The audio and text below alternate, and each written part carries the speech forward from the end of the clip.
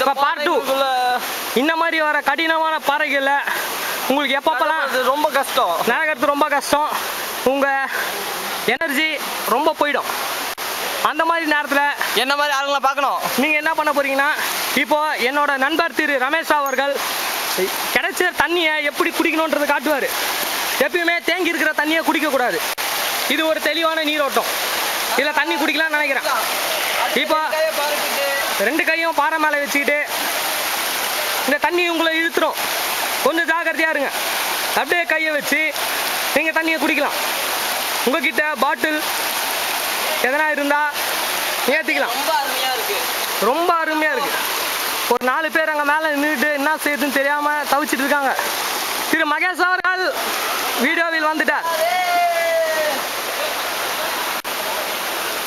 இப்போது எங்கள் பாதையை தெரியுது பாருங்கள். இந்த மலையை மேல் நோக்கி நாங்கள் செல்லணும். இப்போதைக்கு நாங்கள் இந்த வீடியோ ஆஃப் பண்ணுறோம். நேரம்